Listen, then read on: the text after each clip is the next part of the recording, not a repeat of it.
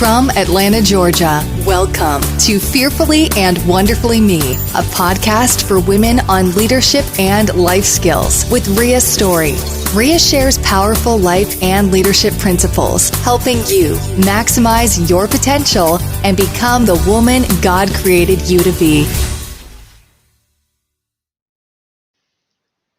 Hello, everyone. Welcome to today's podcast episode on when it comes to influence, everything matters. And this is one of those thoughts that I had, and I shared a little post on social with this on this topic this week. But I really wanted to do a podcast episode and kind of drill down on it. And first of all, this is kind of some of that leadership truth. You know, Mack and I share sometimes. It's a little sharp. It might sting a little bit, but like a surgeon's scalpel, it's intended to help. And I think it's something that we don't all intentionally think about. And so I really wanted to just raise your level of awareness relative to how, when it comes to influence, everything matters because everything impacts your influence, everything impacts your success in life. So think about this from three different perspectives. Number one, if you are an organizational leader, that is, you are in a formal position of authority in an organization, you have team members who report to you, and you are not just in responsible for managing the work, but also for leading and influencing and developing your team.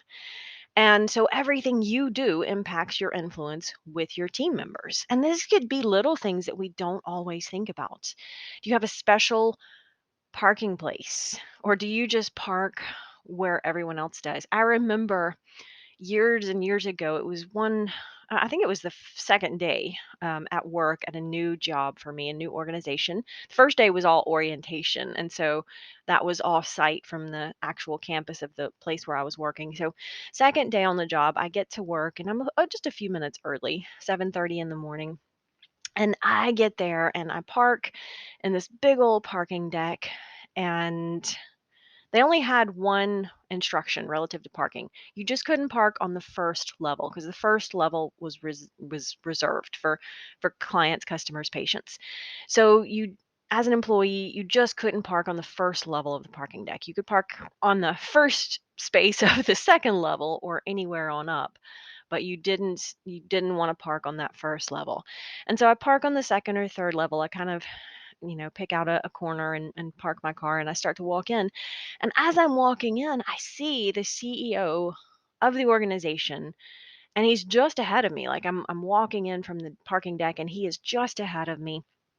And that impressed me, number one, because he had parked where everyone he parked in the same parking deck I did. There was no special place that said reserved for the CEO or anything like that. Just the regular old parking deck, just where everybody else, all the other employees were parking. So that impressed me.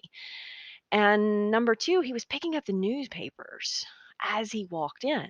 And I later learned that he did that every day. That was his ritual. And he would actually deliver those newspapers to different areas and waiting rooms and things like that.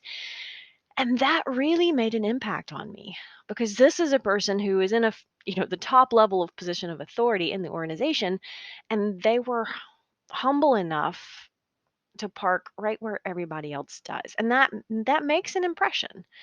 But if you feel like you are better than your team members, or you think you're special compared to them and you deserve special perks or treatment or something like that, that will decrease your influence with your team members. Do you know the people on your team? Do you have a relationship with them? Do you add value to them? If they don't believe that you care for them, then you are losing influence with them. And this can shake out in little ways and it can shake out in big ways. But when it comes to influence, everything is impacting your influence with your team members if you're an organizational leader. So let's flip that around. Number two, if you are working in an organization, then everything you're doing is either increasing or decreasing your influence with your leader, with your boss. Like, do you come in a few minutes early for work, or maybe you're just right on the verge of being late every single day? You're supposed to be there at 7 o'clock and you clock in at 6:59 or 7:01 every single day. right? That can be decreasing your influence. It's showing that aren't intentional about coming in just a little bit early.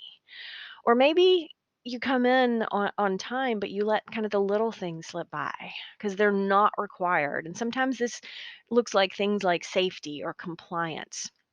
I remember one time we had, I was working in the organization and I was responsible for compliance. And we had a consultant coming in and gonna, come in and do some consulting for us for about 3 days. And the policy that we had meant that any vendors or consultants or anything like that had to go into a certain place and they had to fill out a bunch of paperwork every time they came on site. And, they had to be cleared and, get a visitor's badge and all of that. And it was really just a cumbersome process. And I mean, it's a necessary process in the organization, but it was cumbersome. And I remember that, I knew this consultant was coming on site and it was an opportunity that it was not necessary. It was required, but would anybody know if I didn't go through the cumbersome paperwork and the process to get everything approved just the way it was supposed to, right? So compliance or safety, sometimes are the little things that maybe don't have to be done because sometimes people might not know about it until something happens and then you're in trouble in a big way, right? So, and I remember, just going through the process and getting all the paperwork, done. And I remember thinking how awkward and time consuming of a process it was. And we had to do this every single day. And I was the one who's responsible for compliance. And it was still just tough to do because it was like, oh, it doesn't matter, right? Is this a big thing? Well, when it comes to influence, the little things are the big things. If I wasn't going to be willing to follow the policies, then how could I expect anyone else to follow the policies? And so, how would that have looked to my leader? If I let that slip, that would decrease my influence with my leader, right? So, another way to think about this, do you do more than is required or do things before they are required? Do you turn in projects before you have to, before the deadline? Do you embrace change or do you complain about change when changes happen? Are you just a positive person to be around? That can increase your influence with your leader if they value positive attitudes. Or if you're negative, it can decrease your influence. And that doesn't mean you're a bad person. You might just be having, a negative day, a bad day. And sometimes you carry that negative energy with you to work, but don't miss the fact that even just one day of complaining or one day of whining, instead of taking on your work and your projects with a good attitude, that can decrease your influence. It might cost you a future opportunity and you might not even know it, right? When it comes to success, everything matters. And a lot of times it matters before we realize it matters. So thinking about that from that perspective. And then number three, thinking about this and influence in personal relationships, then everything impacts your influence with your significant other. So, are you the kind of person who keeps your word when you promise you will do something? If you say, hey, we are going to set aside Saturday and do something fun, and then work calls and offers you double time and says they need you, and you've already made a promise, and so now you've got to break that promise, or you have to choose whether you will break that promise. And maybe that's a little withdrawal. Maybe they understand, but maybe that is a little withdrawal where you said you would do something and then you didn't follow through for whatever reason or not. And maybe it's okay, but maybe that's a little withdrawal of trust in the relationship. Now, if you have a strong relationship, once probably not a big deal. If you have a lot of time and trust built in the relationship, then one time when you say, "Hey, I know I said we would do this on Saturday, but I've been called into work, and is it okay if we bump this out a couple weeks?" Right? You can do that probably once if you have a great relationship, a strong relationship. But if you do this over and over and over again, if you have a track record of not keeping your commitments, this is costing you trust and influence in the relationship. So, another perspective on that, do you make it a point to add value to that significant other, that other person in your life, in that personal relationship? And I've said it before, but with people, the little things are the big things. Maybe it's little things like I remember coming home, and I shared this with a group I was speaking to a couple of weeks ago. I had Mac and I had been traveling. We've had a couple of pretty busy weeks, and we had been in, I think, Fort Worth speaking, and then the following week we went to like Pennsylvania, and so just a lot of time on the road. And in between that, I'd gone down to visit some relatives, and so I was gone for the whole day on one of the days that we were actually home and in town. And so I was gone all day, and I loaded the dishwasher up and turned it on and left because I was leaving first thing in the morning and expecting that when I got back that evening I would empty the dishwasher because it would it takes like 2 hours for it to wash and cycle and then dry. And when I got home that evening, Mac had just emptied the dishwasher for me. And so that was just a little thing, but it was a tremendous way to add value to me when I'd been gone and we'd been traveling. And so, and, didn't have a lot of extra time. And he'd just done something that was not a big thing, not a big action. It takes like 2 minutes to empty the dishwasher, but it's something that I normally would do. But he just made it a point to add value to me. And so I didn't miss the opportunity to say thank you. But that's just a little intentional action that reminds me that he's being intentional about it. That he noticed, number one, that the dishwasher was full of dishes, and that he took time to go out of his way to empty the dishwasher. So when it comes to influence, everything does matter. The little things are the big things because there are no little things. Every action is helping us build influence. Everything we say is building trust or it's not. Every action we take is helping us climb that ladder of influence or it's knocking us back down.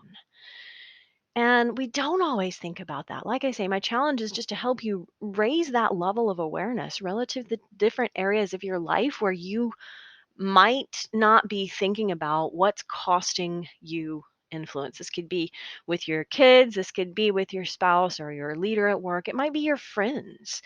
It might be just being intentional to maintain those personal relationships that are it's very easy to kind of get busy and get in a routine and let those slip away. But what are you doing to make sure that you're increasing your influence in the areas that are important to you and the relationships that are important to you? Don't miss the opportunity to be intentional about it because when it comes to success, you have to have influence.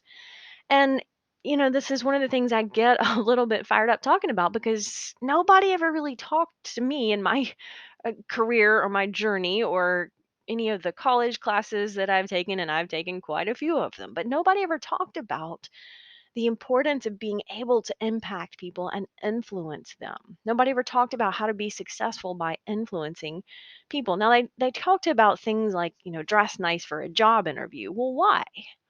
Because if you dress appropriately and nice and professionally for the job interview that you're going for, that increases your influence.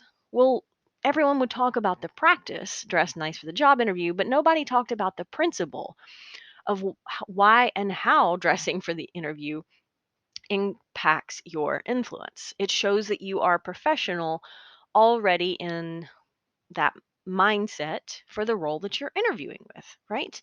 And so there again, a lot of times and sometimes in colleges or on the job trainings or things like that, even a lot of books I read, people talk about the practice, but they miss the principle, the underlying principle. And that's why it's important to take a step back and look at things like why we dress for the job interview that dress for the job you want. Then not because you've got a great looking suit hanging in the closet, but because you demonstrate you're already a good fit in terms of physical dress for the appearance.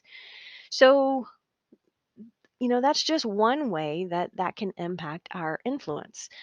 Um, Another practice that is commonly talked about in job interviews is shaking hands. I was told over and over, oh, you need a firm handshake, especially as a female. Make sure you have a firm handshake. You're not just, a limp fish, a dead fish handshake where your hands just kind of limp and don't also the other way, don't have a bone crushing handshake where you're killing the other person and digging their rings into their skin. But, a firm, confident handshake. Why? It's not the handshake itself, it's that the firm, confident handshake communicates confidence in yourself and security. So, not just the practice, but a lot of times we miss the underlying principle of why it's important, how all of these little things can impact our influence. And there again, personally, professionally, at home, at work, the little things are the big things because there are no little things. Until next time. Start increasing your influence and maximizing your potential with Ria's audiobooks. Available at audible.com, amazon.com, and iBooks. Please visit riastory.com to learn about Ria's books, resources, speaking, and training programs. Thanks for listening.